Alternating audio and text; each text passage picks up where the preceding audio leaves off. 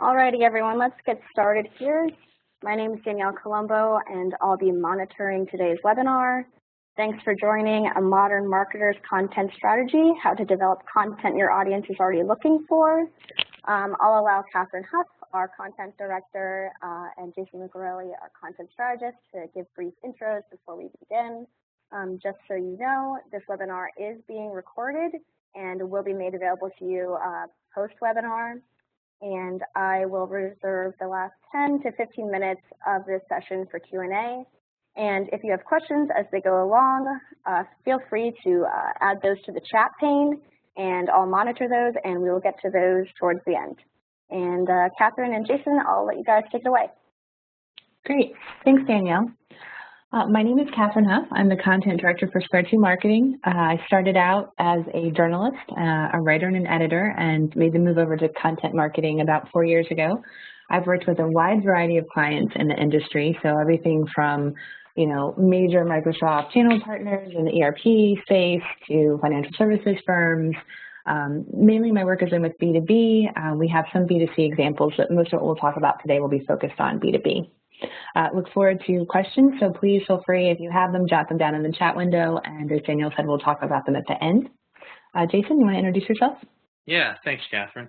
My name is Jason Lucarelli. I'm currently a content strategist at Square 2 Marketing. Most of my background comes from the automotive industry and specifically local SEO. And since then, from moving from B2C, I've been working with a lot of B2B clients here at Square 2 Marketing. So I'm ready to roll if you are, Catherine. Absolutely. Love the auto pun there, by the way. All right, so let's go ahead and set up what we're going to talk about today. So as we all know, content is a part of any successful inbound marketing agency, but we also realize that it's a big investment. It takes a lot of time, a lot of money, a lot of resources to create content. So every piece of content you create, you want to make sure you're really delivering that value. At Square 2, we work with about 40 to 50 clients at a time. So any given month, we're publishing about 150 blogs, usually somewhere around 40 offers, 40 emails, 1 to 2 websites, working on writing the copy for them, and then all the other, small pieces of content that come up with sales assets, that type of thing. So, we really understand the amount of time and effort and sometimes blood, sweat, and tears that you pour into content. And so we really want to take some time today and show you how we use content and SEO strategies to create really valuable content for your clients. Let's go ahead and get started. I'm going to give you an overview. We find that it's incredibly important at Square 2 that we think through and have a strong content strategy when everything we do is aligned around content, and so strategy, and content is no different. So we use what we call the hub and spoke content strategy. You can see it's very clearly built around a hub and spoke. It starts over on the left with the little paper and the pencil, and it's all about, thinking about your prospect pains, what are they trying to answer, and then aligning your keyword strategy around that. And Jason will talk more about keyword strategy in a few minutes. So from there, we go first and we create long-form content. It could be a piece, a white paper, an ebook, infographic. Basically, it's a long-form piece of content that's directly aligned to persona pains. And then from there, as you move around the inner circle, you can see we create blogs on similar topics. If video is a good fit for that client, we'll do video. Email, all different types of email. You can do promotional emails, educational emails. That's always part of our programs. If you go around, you can see from middle of the funnel, assessments, webinars, different pieces to keep them moving through the funnel. And just a couple quick highlights. In addition to keywords, as you know, and as Jason's going to talk more and more about, SEO we approach it as a 3-pronged strategy. So you've got your keywords. The second piece is influencer content, and you can look down here in the lower right-hand corner of the graphic, and you can see that's all about finding those thought leaders in your industry. Who has the following, who can you make connections with, who can you share content with, how can they share it with their followers, and really broaden your reach. And the third piece is obviously social media engagement, getting people engaged, communicating with you on your different channels, sharing your content, getting them to link to it. All of those pieces are really critical, and we'll talk more about that. So let's show you this is what we're working towards. This is an example. I know it's very small, but we will send out the deck after the webinar. This is an example of what we're working towards. This is an actual template, which we're also going to share with everyone on the webinar today. This is how we put everything together to make sure that we're aligned. You can see here, we build everything from keywords to long-form content, blogs, emails, and social media posts. So this is what our goal is. This is what we're going to work towards today, and we're going to take you step by step through the whole process. All right, so where do we begin? Like everything in life, it always comes down to preparation. You want to make sure that you have all of your inputs or all of your foundational materials before you really start to build your content strategy. So for us at Square 2, that means defining persona pains. Everything we do is persona focused, and I broke it down into kind of 3 easy steps here. So, whether you're working for an agency and you have a number of clients, or whether you're doing in-house marketing for just one client, you always want to start with identifying your personas. Think about who are the influencers, who are the decision makers. There may be a person who has the ability to sign the check, but we all know, especially as you look at larger and larger organizations, a lot of people, weigh in on that decision. So you need to think about them. Are there technical influencers if you're selling software? Are there end users that have a big say in your organization? Think about and bucket all of these groups. Also think about maybe there's someone who is researching the solution, who would be working for, say, a COO or a CFO doing the research for them, thinking about appealing to them as well, because in a sense, they're your first gate that you have to get through. So once you've identified your persona buckets, the key things to ask yourself as you start to think about content strategy are, what pains are they trying to solve? What's motivating them to seek you out? What questions are they trying to answer? Putting yourself in their shoes and thinking about this, and obviously being supported with the proper SEO research, really helps you create content that they're searching for. You want to have that aha moment when they read your content. This is exactly what I needed. This is, I want to show my boss, or I want to, I'm going to pass this on to other people in my department. I want to build support because this is a tool we absolutely have to invest in. So those are all things that help kind of keep that in mind. And then I included a couple examples of persona pains. We write them in the voice of the personas. Like I said, put yourself in their shoes. So for example, if we're thinking about working with a sales agency, maybe thinking about inbound sales and the kind of changing reality of sales, some persona pains may be my traditional sales techniques aren't connected with today's buyers, or I don't have the right content on my website to answer my buyers' questions, or perhaps something as simple as I'm not closing enough sales and I need to get my numbers up, which is a really broad question, but obviously you can write content that helps position you as the answer to those problems. So that's the first step. The second step is think about your business verticals. Some companies will have multiple business verticals that they need to sell into. Some will just have one. I find, as you work with bigger companies in the agency, or you yourself are doing in-house marketing, you'll see that there are different groups that you need to speak to. The way that we try to tend to address it is we look at a company that we're working with, and sometimes there's general topics. There are some pains that cut across all personas. So it's a good place to start. You have your general topics that can work for everyone. It helps, kind of set the stage there. And then you can go in and think about, okay, I've got a specific vertical. If I'm talking about the needs of a compliance officer, or I'm talking about the needs of someone who is in charge of accounts payable. Obviously, clearly different needs. The solution might meet both of those, but the content you write should be tailored to addressing compliance concerns and be around permission management with a software solution. AP may be concerned about, is it easy to use? Is it intuitive? I don't have a lot of time. I don't want to have, 15 clicks to get my task done. And here's a couple examples of business verticals, kind of talk you through a couple. If you're thinking about a document management solution, for example, you may see a vertical specific content for accounting, financial services, sales, human resources, et cetera. And just thinking about, what do I need as an HR manager as opposed to what do I need if I'm in sales, clearly different, and just making sure you're speaking to them directly about their pains and how they're going to use that tool in their day-to-day life. All right, the next step here is to think about creating content for all phases of the buyer's journey. This is, fairly obvious, but it's something that it's a good step to put in your process to think about this. So when you're looking at content, and it obviously spans a wide variety of content, so blogs, long-form content, webinars, infographics, etc. Whatever you're creating, making sure that you have the appropriate pieces in all three stages of the buyer's journey. Just a quick, I made a couple quick bullet points here. So awareness, we tend to see blogs, tip sheets, white papers, infographics. Consideration, you start to see more webinars, white papers, ebooks, infographics, interactive assessments. You could, of course, always, continue to do blogs for this stage as well. It's just kind of where your needs are and what's most effective. And then decision, direct business offers such as phone consultations or assessments. You see we don't really have demos in here. It's not something that we do a lot of, but, depending on what kind of company you're working with, demos may fit in the decision stage as well. So as I said, your goal is to make sure that you have content for every phase, for every persona.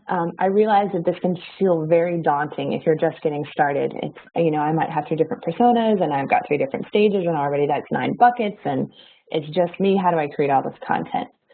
So my recommendation would be if you're just getting started or you don't have a lot of time or resources to dedicate to this project, start with those general topics that we talked about. What are the kind of common pains that span all your personas, and start there. Build that foundation, have those general pieces, so when people are searching for you, they start to get some of the answers. And then as you have time, maybe once a month, go back and add a piece of content that's, maybe specific to a persona or a vertical, and then just build your content library that way. It's an easier way to do it. You're still meeting your needs. You're still getting, content and answers that you need. And, think about is there a smaller piece of content that I can do, or is there a DBO that I can offer? And then, of course, as in all things, measure, see what's successful, and build on that. All right, I'm going to turn it over to Jason now. Yes. Can you hear me, Catherine? Sound is great. Yep. Great. So if you're new to the client, you're new to the industry, the marketing space, you want to lay the foundation for your keyword strategy by building off of what that client has already done and what their keyword or what their competitors are doing. So it's impossible for me to think about keywords and keyword strategy without considering what's already being done on the website. So the first thing that we usually do is go to the client's website and use a free tool called Screaming Frog. And we use Screaming Frog to pull all of the on-page data, SEO data, into a nice Excel spreadsheet. And that way we can look at all the title tags, the meta descriptions, meta keywords, if they happen to included those on the website, and all of the headline tags. I can filter my core website pages, and I can also filter out if they've already been blogging a little bit, the blog. So then I can work backwards and get a list of keywords to see what keywords they've been targeting already, what keywords they haven't put enough blog towards, and start to gather that initial list. From there, I can go to key competitors in their industry using, again, Screaming Frog, the free tool, and pulling all the on-page SEO data, the title tags, meta descriptions, etc., and filter through all of those. If they have a blog, I want to see what they're blogging about and work backwards. Strip the keywords out of those key placements on the website and start to formulate a base. From there, once I get a batch of keywords that I think I really want to start to blog around or create some content around, I want to start to search for those terms and use what's available to me through the search engine. One of the tactics that we use is the predictive search. I'm going to search for inbound marketing and do a space and see what Google returns to me as the suggested searches. Those searches are the most frequently searched for terms, and I want to include those in my initial list. I also want to search for inbound marketing, scroll down to the bottom of the search results, and get a list of those keywords, the searches related to, and put all of those into my base. And then the keywords that I'm most attracted to, I want to actually go through the search results and see what kind of results Google is returning for that keyword, keeping in mind the intent of the keyword or search phrase. What we'll spend most of the time on right now is going into Webmaster Tools, this is the part of keyword research that I've been most excited about lately. because of all the query data that Google is letting us see through Webmaster Tools now. Basic guidelines, I use a date range filter to extend the dates as far back as possible, which to me only seems to be 90 days. And I'm going to exclude my branded terms and export that list of keywords into Excel and begin filtering again. But I'm going to take you through that. Oops. So for a specific client, I'm in their Webmaster Tools account, which is attached to their domain, synchronized through Google Analytics, and it's pulling all of the search query data in here. So you can see towards the right, I've filtered the date range out to 90 days.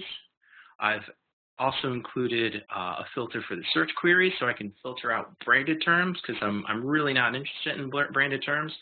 Unfortunately, you only get to put in one filter on the query, so 5-star, our client name, we will actually get results with the numeral in there. So I will see 5-star foods there, but you can export this list. You see, these are all the keywords that are currently driving clicks to this client's website. I can look at these keywords as they've already got them covered.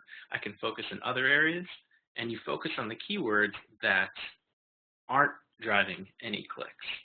So those would be the keywords of 0. This specific slide, these two snapshots, I've searched for the key questions or the keywords what, how, why, and do, because I'm looking for questions now. I'm looking for questions that and queries that users have searched for that our client's website has also appeared as a result. So I can take these, not include them as, straight headline titles, but I can look at the intent of this search phrase and think, hey, do I want to blog around this? Is this worth driving some traffic to our website for? Some of these may not be relevant for your client. Other phrases might be relevant. And you can see if they're not driving clicks, you can include those into your content strategy.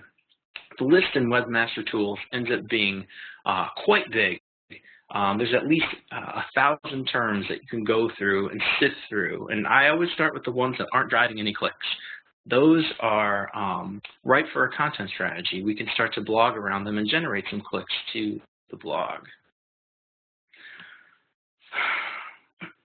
So influence marketing. Everyone talks about influencer marketing or influence marketing, and they talk about it like it's a lot simpler than it looks, but they're wrong because it's hard, especially when you're just starting to make waves in your space.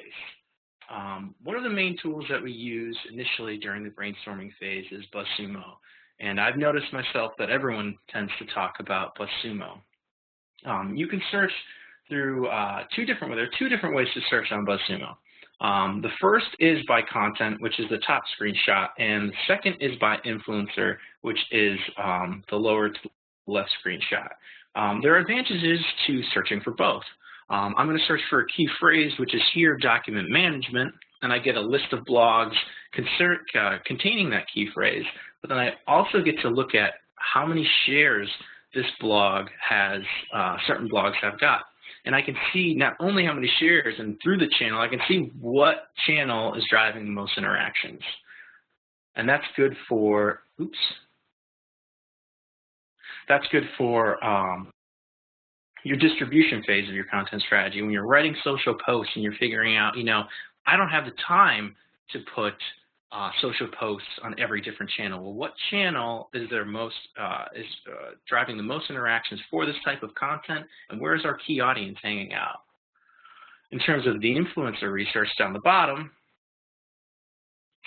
I can actually filter people by their retweet ratio and the reply ratio, because we don't want to waste our time, right? We want to actually engage with people who are going to also engage with us.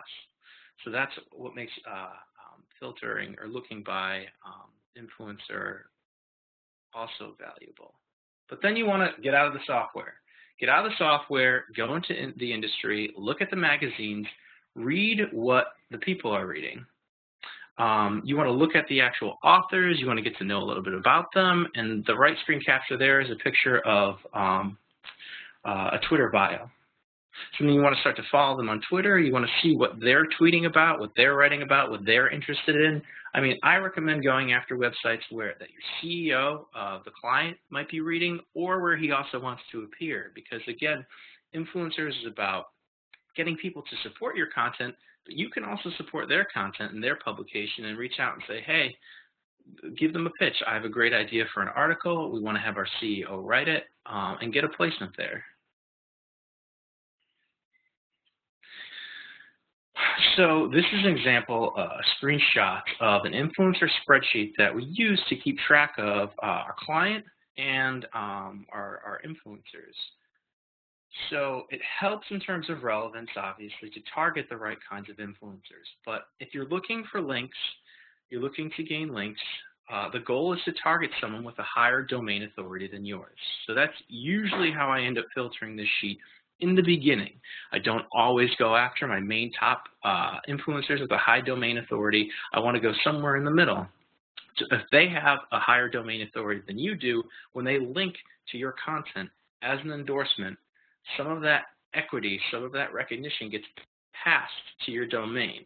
And that's the way link building was done in the past. Today, it's much more about people. It's much more about relationships. But again, at the end of the day, we want a search boost. And that's done through a hard link, and it's also done through some social interaction. So when we're reaching out to these people and engaging, and they're retweeting and replying, Google is slowly putting that data into their algorithm and using it to gain more insight into the quality of your domain, the relevance of your content, and whether or not people trust you.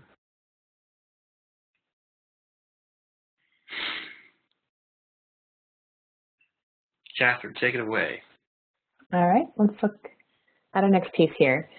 So as Jason's told you, you've done all your research, you have a sense of who you need to reach out to, the publications you need to be following, the relationships you need to be building. So the next piece is discovering what do you already have, So that requires you to conduct a content audit. So do whatever works for you. If you want to do it in a Word document, if a spreadsheet is more your speed, just pick a file form that works for you and start by listing all the content that you've written. It can, I like to group it by blogs, offers, webinars, just so I can see a sense of like types of content. Then, go over to the next column and map each asset to a persona. So are we speaking to the CEO here? Is this a CFO persona? You know your personas, map them to each one. Then go over and looking at each piece of content, assign it to a phase of the buyer's journey. It could be awareness, consideration, decision stage, and then just mark that there. And you can start to see how you're starting to fill in the blanks. You're starting to get a sense of what kind of content you have. The last piece for your content audit should be looking at the metrics for each asset. You want to look at, what are the most successful offers? And then from these successful offers, are there common themes that you can build on? If you have a sense that, security risk, because of all the things that are going on in the news, are very important to your audience, and that's a good key. You should look at bringing keywords into that, building more content around that area. Likewise, if you're seeing, you've done your keyword research and you're starting to say, oh, these are great keywords, but we have no content, that's another sign that, okay, this is a gap in our content we need to think about filling. And then finally, look at where are the gaps. If you have all of your content and you're really only touching two of your personas, and you have a third persona that you're not, that's a whole gap that you can easily fill with some targeted content, and it's going to help you kind of connect, bring those people into your funnel, and really address some kind of key gaps that you have. So think about that in terms of gaps with verticals or personas. Okay, I'll turn it over to Jason. So the second part of this content audit here is going to be getting a full list like we've done with Screaming Frog, but we want to pull them from whatever digital analytics platform you're using, whether that's Google Analytics, whether it's HubSpot, etc. You want to pull a list of all your content, and we're going to be looking at, blogs. We're going to be looking at landing pages. If you've indexed any PDFs, we want all that information into a spreadsheet, and you'll be adding things no matter what digital analytics platform you use. you're going to be going back and forth between them and adding different rows. But basically, you want to have a list of content identifiers. So your URL, the headline, you want to get a word count, which you'll probably be computing manually. You want to get a list of your on-page SEO elements, like your meta title, your meta description. And then you want some metrics. You want the time on site, time on page, unique page views, maybe the bounce rate, social shares by channel could help, and any other important page details like the page authority and maybe the reading level too. At the end, you're going to go through this whole sheet, and you might prioritize, let's look at where are users spending the most amount of time, where is the bounce rate lowest. We can look at the themes between these different types of content and say, okay, this is resonating the most with our audience.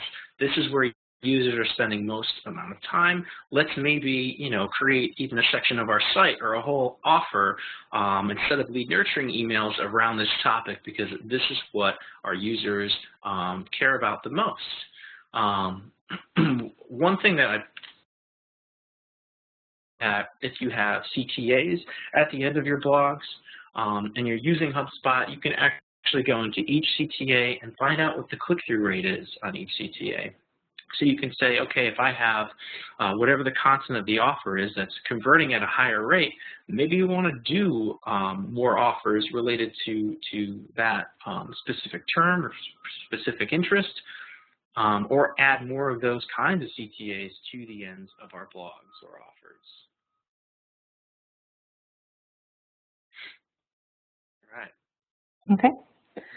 All right, so before we get to the next part, which is where it gets really exciting, we start putting together your actual content strategy. I wanted to take 1 minute and talk about long form versus short form content. We talk a lot about it in the content marketing space. How long should your blogs be?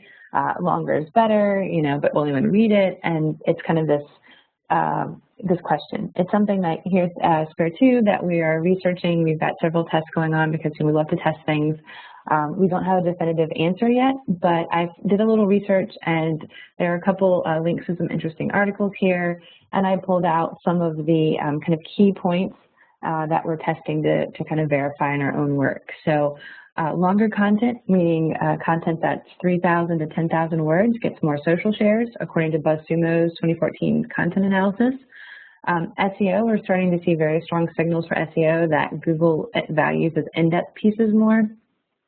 And if you look at the breakdown of the top 10 results on Google, you'll see that the word count ranges from just a little over 2,000 to close to 2,500 words. And then finally, we're seeing that long-form content gets better engagement and conversions.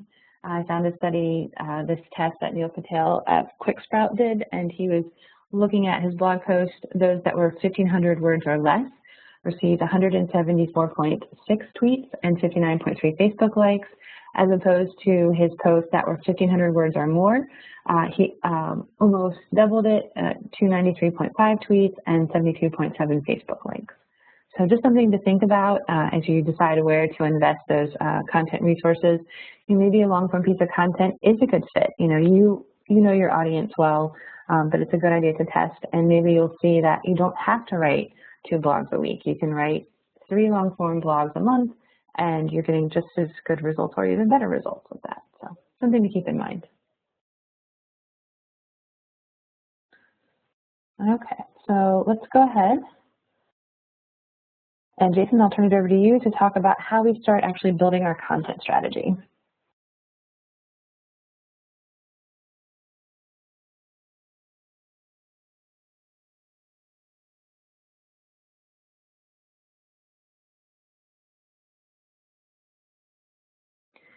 Jason, I think you might have a sound issue. We can't hear you. Yep, there we go. Great. So now we're going to actually talk about, how to put this all into play here. We're going to feed all of our inputs into a content strategy around the theme of inbound sales, and this will be for an inbound marketing agency. So here we have our sample, our template, our content strategy template that you'll get at the end of the webinar. And the reason why we keep everything here is we want to see the hub and spoke model. Everything feeds into all the pieces of content. So we have our keywords listed, we have our long form offers, we have our blogs with the buyer stage, our educational emails, and then the promotional social media posts that will be used to promote some of our offers. So let's take a look at some of our panes. So again, we're trying to promote inbound sales, but we've gone to the old sales teams. We've interviewed the sales teams, our target personas, and we found a bunch of different panes that we've listed out. My old way of selling isn't working anymore. I need a better way to reach my customers. We're being inundated with leads and some are falling through the cracks. I have a nice list here, and we want to focus on at least one or two of these panes. So into the content strategy, we've kind of combined this into two of these panes into one. My old way of selling isn't working anymore, and I need a better way to reach prospects. So the aim of all of these pieces of content as they work together will be to show this audience, how to meet these new buyers in this changing buyer's process, this buyer's journey, and how to help them sell in today's marketing environment.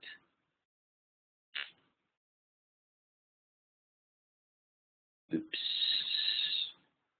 So target keywords. These are actually some nice query data that I pulled from our Webmaster Tools account. Some of these have been driving clicks to our website, others have not. You can see there's a general list here, like sales checklists that we've decided to incorporate in here. Some inbound sales specific keywords that we aren't really focusing on the core website that we want to try and blog around and then send them back into the website where they can then learn more about actual inbound sales services. But once we have a list of target keywords, and you're not locked into these by any means, but they help as a guide for your headlines and all of your other offers. And we'll just copy and paste those keywords right into that spot in the content strategy. So on to crafting headlines. Okay. All right, so crafting headlines, I think this is something that we've all struggled with. There's so many, you can Google how to write a great headline, and there are literally probably a million different perspectives on this. It's definitely it's probably the most important part of your content. You want to get people to click. It doesn't matter how amazing the content is if they don't click on your headline or they don't click through and read it. All that beautiful writing is lost. So what I try to do when I think about crafting headlines is you always want to keep in mind your keywords. You want to think about conversions, but we can't forget that at the end of the day there are human beings out there that we are trying to reach. So we need to make sure that it's appealing to human beings, friendly to search engines. So as I said, there's a million different perspectives here. We try to write for humans first, respect our search engines, and make sure we've got our keywords reflected. But also, have a diversity of approaches. We have some numbers, we have some questions. We sometimes will be controversial. If there's a good event that we can newsjack, we'll occasionally do that. Just keep in mind that blogs live on and on and on, and tend to increase in their value, so to speak. So when you do newsjack, just try to have kind of an evergreen approach to it. I think that make sure that you, in a sense, don't waste a blog on something that's going to be feel really dated in 3 to 6 months.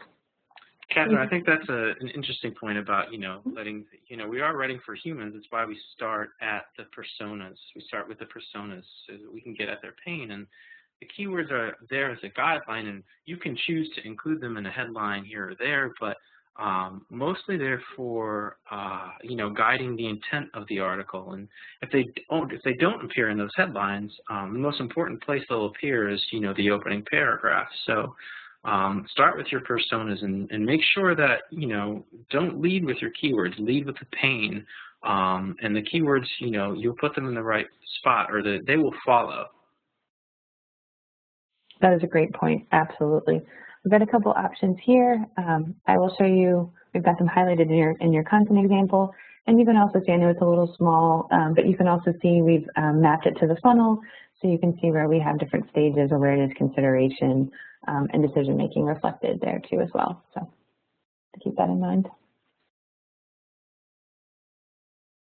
All right, and let's talk a little bit about writing social media posts. We've touched on throughout our presentation the importance of engagement, and we think a lot about social media, I think, as promotion. You know, I want to push everything out to social media, I want to get all my content out there. Really important, but don't forget about that second piece, you know, promote but engage as well. So, you know, what we've started doing, and Jason has been really great about this with some of the client work he's done, is writing a piece of content, and while you're thinking about it, while you're in that mindset, go ahead and write your social media post. So you have that piece there. When it goes live, you have a piece that's both promoting and engaging. And Jason, I don't know if you want to talk a little bit about kind of your experiences doing that. No, I just find that it's easier to do it as I'm already in the frame of mind. So, you know, you have the audience, you might have your basic content templates that you use over there for different types of content. And right at the beginning of the template, after I've already written my article, I'll go back and I'll write various posts per channel, since I'm already in the frame of mind to say, you know, this is how we want to promote this here. And then it helps, you know, our marketing consultants, or the next person in the writing chain, to help promote that piece and have the resources available already so that they can just, you know, push it out into the world. Great. And you can see here on our content strategy, that's something we always include as kind of that last piece. And to our point about, you know, keeping your content, using it, getting kind of the full value out of it, the last piece to think about is engaging your prospects with lead nurture emails. This is another great way to get more value from your content. You know, obviously, if you want to have offers at the end of all of your blogs, your CTAs there. You want to have CTAs on your website promoting your offers. But also think about, as you invest all this time in your offers, you know, having those follow-up emails. When we typically do 3, you can do complex ones. I've seen some beautiful workflows, you know, 6, 9, 12, you know, emails that follow up at different periods after someone's downloaded your offer. But, you know, put the content out there. You know, if it's great content, your readers are going to engage with it. You're going to get more value from it. And just think about, you know, putting it in different lead nurture emails that follow, and just, you know, get creative. You know, there's no magic formula, at least that I found, for how to do this. So, you know, try different things, see what resonates with your prospects. You know, try it in different, you know, parts of the lead nurture email. And then, of course, as in all things, you know, measure the results and optimize it, and really get, you know, more value there. From your content. You know, you've already invested that time, so the more eyeballs you get in front of, the more valuable that content becomes. All right, and to talk more about metrics, I'm going to turn it back to Jason. So we've talked a lot about, I mean, the title of this is Write Content Your Audience is Already Looking For. We've done that through interviewing our personas and getting to their pains written out. We've done that through researching popular industry magazines, seeing what's popularly blogged about, and then we've taken it from a search perspective and have pulled query data into our content strategy to help us write to things that people are searching for and that what they care about. But once this is out in the world and people have read it and consumed it, how are you measuring the success of your efforts? So I have this broken down into 3 different areas. There's consumption metrics, sharing metrics, and then your leads metrics. Because, you know, the purpose of your content strategy is to drive leads. In terms of consumption, you want to ask how many people are reading your content, through what channels are they visiting your blog, how frequently and how in depth is this consumption happening. In terms of sharing, what content, what kinds of topics are being shared the most often, who is doing the sharing, and how and where is your content being shared. In terms of leads, you want to look at what content is driving the most amount of traffic and what content is converting at a higher rate. And various activities can develop out of these, the answers to these questions, but we want hard numbers. So let's break this down again a different way. Metrics that we look at using Google Analytics, using HubSpot, in terms of consumptions, we're looking at views, but we can't really break that down in HubSpot. We have to go into Google Analytics and look at maybe sessions. All sessions doesn't really tell us anything.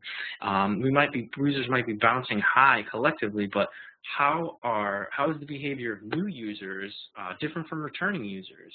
And even if you're doing email, if you're doing social, well, you want to break that traffic down too. You want to look at how organic is performing versus your referral or your email. In terms of click-through rate, from the search results, you want to pull people in there, but what number is that? Search Metrics published a study this year. The top 10 search results of average click-through rate is 9%. You want to measure the success of your click-through rate against that just as a threshold. Time on page. I mean, how much time are users spending on the page? Are they actually, is your content very long? Are they reading the whole piece of content? And bounce rate, you always want to look at that alongside time on site, because your new users, they might be bouncing at a high rate, but maybe that percentage of returning users is low, and that's valuable information to know, because people will visit your page or visit your blog, read it, consume it, and leave. That's still a bounce, but it doesn't mean they won't be back. And then segmenting again for all of these through different channels. You want to see how your users are behaving, because they will behave differently, and it'll tell you a little bit more about your delivery method. Sharing metrics, social shares breakdown. I mean, I know we encounter this a lot here. I know people talk about, you know, the death of Google Plus and whether or not it's worth it to blog or post on there anymore. But you want to put your efforts behind where you're getting the most return. If nobody's following you on Facebook and nobody's reading you on Facebook, I don't think you have to use Facebook. If you're getting most of your leads from LinkedIn, go to LinkedIn, engage with that audience. Your audience, I don't think, is everywhere. There's opportunities to gain more users from these different channels, but the frequency with which you post doesn't have to be as much if it's not returning anything.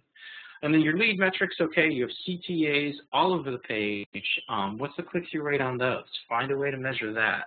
And improve the context of those CTAs. If you're writing a post about inbound sales, but the CTA is about content marketing, well, we want to change that, and we want to shape that to the context of the content of the page, and maybe even the context of the query that brought the person to the page. And you can get that information, again, the terms that are bringing people to certain pages on your website through Webmaster Tools. So follow these metrics, measure the success against these metrics, and then go back and tweak and improve. And I guess that brings us to the end here, Catherine. Do you have anything you would like to add? No, I think that was great. And, you know, I know 2 slides to cover metrics. It's such an important piece. It's something that, you know, you could easily spend a lot of, you know, time on. I know it can be a little daunting, but, you know, just start small. You know, just pick, you know, one metric to follow, to evaluate it. I mean, data is so important for what we do and testing, and you know, I think as content people, you want to marry that creative piece, but you want to back it with good decisions based on your data. And obviously, at the end of the day, we want to generate leads and results. So this is really, I think, the key to creating that really valuable content. So thank you all for attending. I appreciate your time today. If you would like to talk to us about any content marketing challenges you're having, there's a link on the deck. We're offering a free 30-minute content audit. We would be happy to do that. And I will turn it over now to questions. And it looks like we have one. This is great. So it looks like the question is from Chris. And the question is, our main vertical includes police chiefs who don't seem to have time for long-form content and barely for short-form. Can you recommend methods for reaching and holding on to those who don't have the time? So great question. I think that we run into this too. You know, there are some, you know, industries that just aren't readers. So what I would say, Chris, my advice would be, experiment with short form pieces. I would look at things like infographics. I would maybe do podcast or short form videos. Maybe try that visual piece and see if that doesn't connect with them better. And maybe it's something where, it's just short bursts of content, it's the quick email, and if you're not getting that investment from long form, but you have this great idea that this would make an awesome ebook, maybe break it down into, 400 or 300 word blogs. Get that short burst, connect them as a series, and see if that doesn't work better. I think sometimes even just changing up, like I said, from just content to, content in the form of videos can be really helpful. And I would really start there and see how effective that is.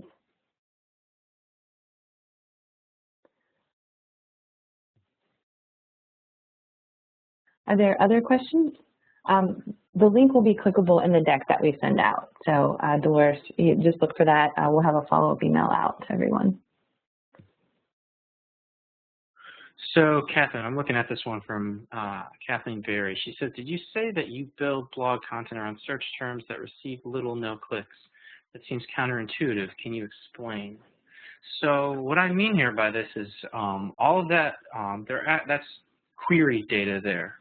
So those are terms that people are searching for that are driving no clicks to our website. Some of those queries, though, might be relevant to your client. So while they may not be driving clicks to a particular page on that website, it still might be relevant. You might be wanting to drive clicks to a page that's yet to exist. So I'm talking about using the query data that has yet to receive any clicks and incorporating that into your content strategy as long as it's relevant, because sometimes you'll find some things in there that are not so relevant, and that might actually make you laugh. But Webmaster Tools is a great tool for keyword research. Did I get to the bottom of that, Kathleen? I hope so.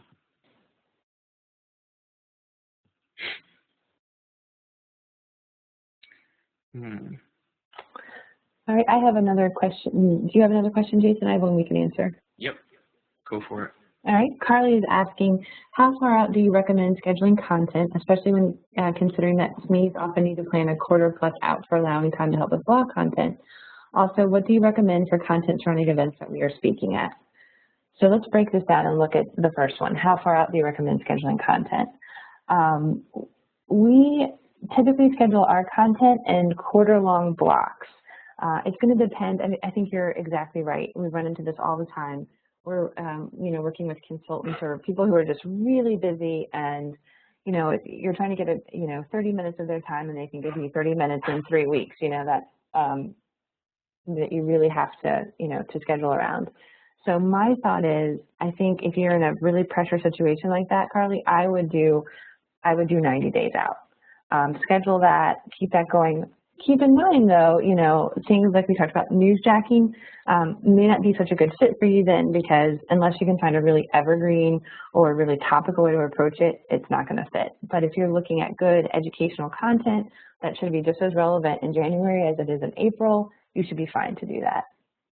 And then the second question was around recommending, what do we recommend for content surrounding events that we'll be speaking at?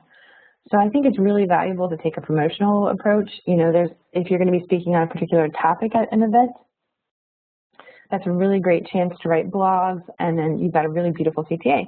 Hey, come to this trade show, talk to us about this in person, promote on your social media channels. You can marry that promotional piece with that educational piece. And then, as a follow-up, hey, we were here, maybe think about social media. Sorry if we missed you. If you're going to be at the, the TMX trade show next year, look us up.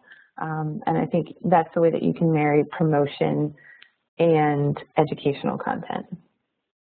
Jason, what would you add to that?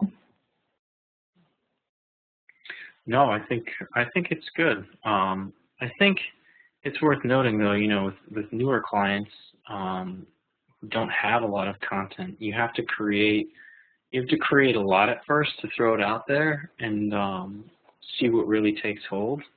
And then once it's been live for like a year or so, you can use that to then put back into your content strategy. It might cut down your planning because you've blogged around some certain topics, you've conducted the interviews, and you yourself have become an expert. So you can kind of get a headline and just take it in the direction that you want to take it, and you know it's already resonating with that audience.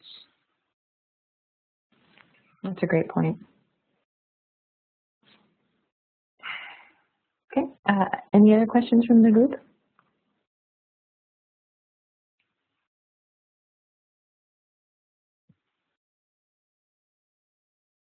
Cool. Great. We've been a wonderful audience. Thank you so much for your time today.